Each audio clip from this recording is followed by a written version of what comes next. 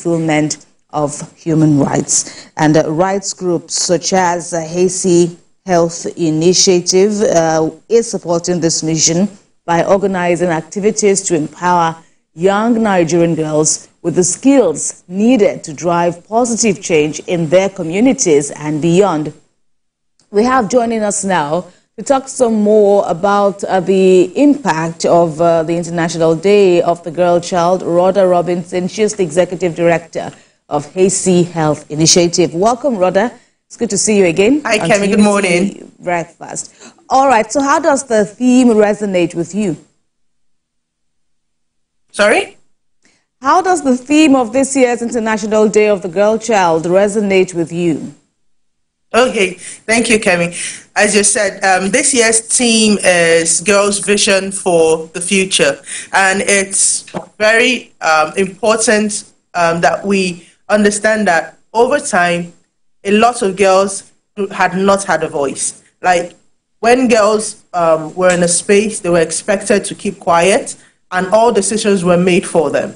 Their opinions, how it affects them, are usually not considered in those decision-making. And right now, we are looking at how girls can be a part of decisions that affect their lives and how they can stand up for themselves when different activities or actions that are taken are negatively impacting their future. And that's how we work in Haiti right now.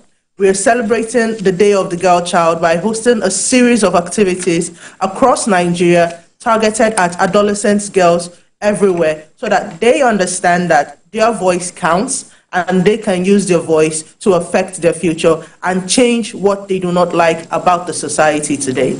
Over the last couple of days, we've been hosting different activities in secondary schools across 10 states in Nigeria to let them know that they have a voice.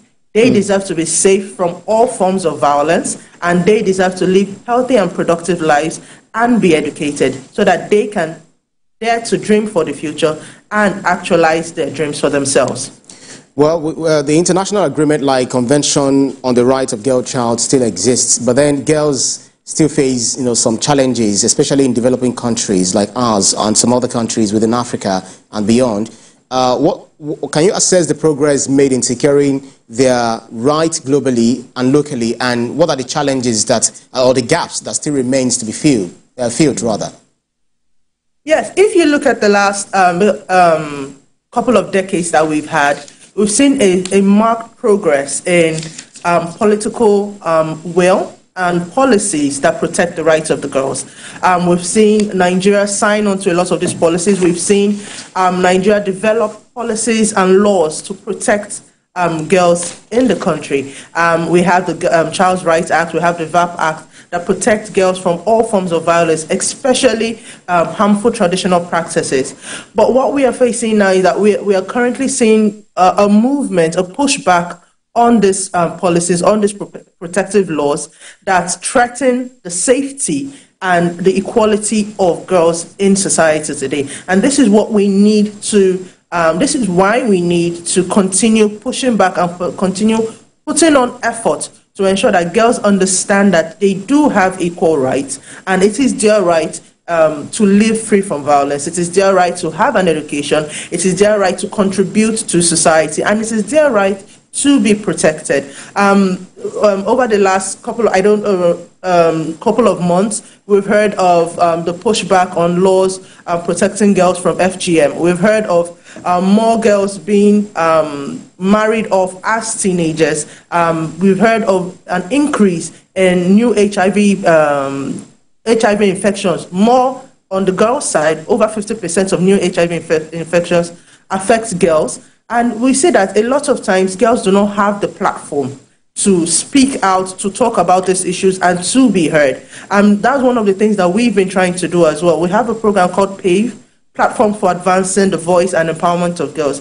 And what this does is it creates safe spaces for girls within their communities, within their schools, so that they can take action. And you find out when you give girls this platform, their courage comes out. They are able to demand things that are rightfully theirs. We have these laws, we have these policies. The problem we are facing is that a lot of times they are not implemented. A lot of times people do not know about these laws. A lot of times they are just ignored totally. And if we are not, if we do not stand up and protect the girls of today, we will have more broken women in future. And we do not want to have that, because that would mean that we are unable to reach gender equality in future. And this is something that we seriously need to invest in so that girls are able to reach their full potential. Yesterday, we partnered with the Mandela Washington Fellows to bring together young women and girls so that they have mentors that they can look up to say that, yes, someone has reached that pinnacle and we can do the same. Next week, we're going to be partnering with the Staying Alive Foundation to screen different short films that show the power of girls in making a change in their society, and how an empowered woman can change her society and change her family for the better. And these are the kind of actions that we need to continue taking at the local level, at the state level, and at the federal level, so that more girls understand that their opinions are valued. Right, and amongst the prevailing challenges, facing girls today, is the issue of sexual and gender-based violence. What are your thoughts about beating this menace drastically? One of the main things that we've been working on is ensuring that girls have the right access to information. One thing that we've seen is that a lot of times the concept of consent is not really understood for girls, and they believe that as long as they are able to trace something, or someone is protecting them or providing for them, it is their responsibility to give. And we let them understand that consent is important and you have the right to say no regardless of the situation. Now, once they have this understanding, they can identify when they are being abused. Now, that is just one step. We need to have a system in place that listens to the complaints and the issues that girls have and is able to provide that support and response to girls to not only prevent gender and sexual violence from happening, but to promote active bystander intervention so that people on the side who look in can also take an action to prevent it from happening. And then if it does unfortunately happen, girls have the resources to access medical support, legal support, and mental support so that they are able to overcome this traumatic experience and make the best of their life going forward. And this is very important for them to know, because we want girls to understand that they are not alone. They are supported every step of the way, and that we can hear them when they speak. So it's no longer an issue of something that stays in the family, that happens in the family, stays in the family. But girls know that there are avenues and places where they can report, through our safe spaces, through our healthcare lines, by talking to our counselors, and they know that when they do speak, support and help is there for them. Well, in many societies, cultural and somewhat religious belief, definitely, or beliefs, can sometimes conflict with the protection of girls' rights. How do you think we can navigate this delicate balance and ensure that traditions and cultural beliefs do not affect the development of girls when it comes to their rights and making them better among the society? I think this is one of the things that we, as a community, as a society, we need to start breaking on our own as our responsibility to girls. Traditional and religious rulers are key in ensuring that we can break harmful tradition. For instance, over the last couple of years, about 5 years now, we've been working tirelessly with traditional leaders, with community leaders, to end the practice of female genital mutilation. When these people who are the gatekeepers of tradition, who are the gatekeepers of people's belief, stand up and recognize the harm that these practices give to girls, it is easier for us to convince the families, to convince our communities that they do not need to continue this practice. We have laws that protect girls. We need them to understand that these laws are there to protect and not necessarily to witch hunt or to change tradition in its entirety, but to point out that there are traditions that we are practicing that harm girls. They are not necessary. So it is working with traditional leaders, working with our pastors, our imams, our traditional rulers, that would help change that from the belief side, because belief drives action, it drives behavior. So we need to be able to work with them, empower them so that they can carry that in future. And it doesn't just stop there, because these actions are taken at the family unit. We need to work with the heads of the family, be they male or female, to understand the value that girls have and the need to protect them. We are still working with them. We are continuing working, and we need to start doing a lot of advocacy when it comes to the rights of girls. It doesn't just stop with girls need to be educated. We need to say that it is the right of girls to be educated, and it is our responsibility to ensure that they are able to finish secondary school and have the opportunity to go to a higher institution or get the skills and trainings that they need to contribute economically to themselves and to their families as well. So we need to change our perspective on how we value girls and the role that they play in society. Right, and talking about having better numbers this time next year when we want to talk about the International Girl Child Day, you've spoken about the lingering pushbacks, against emancipation of the girl child. So what would work? You've also spoken about more awareness and, to back up the laws. So what would work? What do we need to do differently, especially through the intervention of the courts, of the government, punitive measures, that is? What do you think we need to do differently? As I said before, Haiti has been working a lot when it comes to advocacy, changing systems, changing society to protect girls and give them the platform that they need to express themselves and reach their full potential. And we are only able to do this because we work in partnership with different institutions and different sectors. It is very important for us to work together. We cannot change this in silo.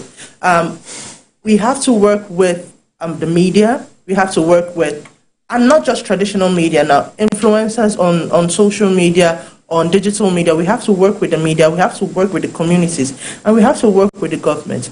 We need to have a system that works, that connects all these various actors, so that when there is a case, when there is an issue within our society, there is a clear channel from where the girls are to where they can get justice, where we have the opportunity to work together and speak together and understand the problems and understand where the gaps are, so that each partner can block that gap. While we are working on the system, while we are working on policies, while we are working on advocacy, the media can work on awareness creation, creating content that shows that violence against girls is wrong and there are repercussions to it, and shows that we can do more for girls, and girls can do more when they're empowered. We need to work with the state itself to create more infrastructure that supports the participation of girls in society, that supports their uptake of healthcare, that supports their uptake of education. We need to work with the justice system to ensure that when a case is brought to them, it is attended to immediately, so that justice does not take too long to be gotten, and then most girls now lose hope that they would ever be listened to. So it's a multi-sectoral and multi-partnership strategy that needs to be implemented at every single time. We cannot think that just because we had progress 5 years ago, that progress will still stay. We need to continuously work on it so that we do not lose the gains that we've had. We've seen across the different states and countries how crisis, either climate crisis, economic crisis, or environmental crisis, affects girls disproportionately. They are open to various forms of violence, from sexual to economic to health access. And we need to ensure that even if these things happen, there is a system in place that takes care of girls and ensures that they are not subjected to these problems that we see in society. That's right. Every time we talk about this topic, I often hear people like you refer to the male gender, especially men and boys, respecting the girl child. So what do you think, how much do you think we have done, or what exactly are we doing or not doing in order to ensure or to foster respect, or culture of respect and equality between genders, especially from a young age? Yeah, I think it's very important for us to balance it. Right now we're talking about gender equality and gender equity. We have a very uneven scale when it comes to the access that girls have to the access that boys have.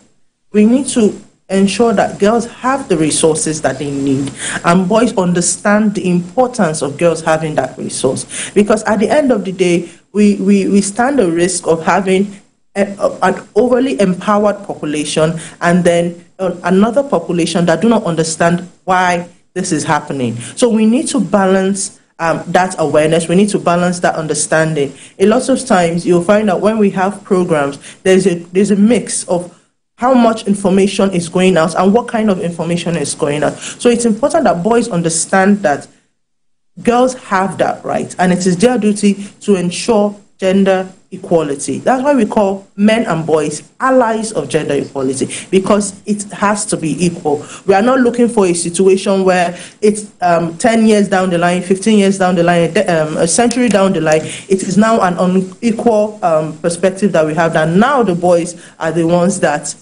have to push up or be supported. We are looking for a system or a society where the value placed on boys is equal to the value placed on girls, and the opportunities that boys have is equal to the opportunities that girls have. And we need to get to that point and balance that information and balance that resources. Right now, there is no balance. Right now, there is no thought that this should be possible. But are we still talking about gender equality rather than the gender parity maxim that, people often talk about this time round? Is it still about quality or parity? Sorry? Is it still about gender equality rather, or gender parity? Which one takes precedence? It's both, because you need the voices to speak. A lot of times we think that just as long as somebody has the right intention, as long as we have a male ally in the space, it's all right. We need women to be able to speak up for themselves. We need girls to be able to speak up for themselves. So that is why gender parity is important. We need to understand that when a voice is the one speaking about their experience, it rings true more than having someone speak for you every single time, and you do not have that power to speak for yourself. So it balances itself out. We need to have gender parity so that gender equality is more easily reached. But if you now say that, oh, let's just tell the boys, let's just tell the male what they should say, and then let the girls sit at home, we will continue perpetuating the same kind of inequality that we have so far, and then we'll get to a point where we'll start all over again, and the value of women and the value of girls would have been eroded, and all our progress would disappear. So that is why gender parity is important, so that women and girls are at the space of decision making. Rhoda Robinson, Executive Director, HACI Health Initiative. Thanks a lot for your time with us on TVC Breakfast. Thank you so much for having me.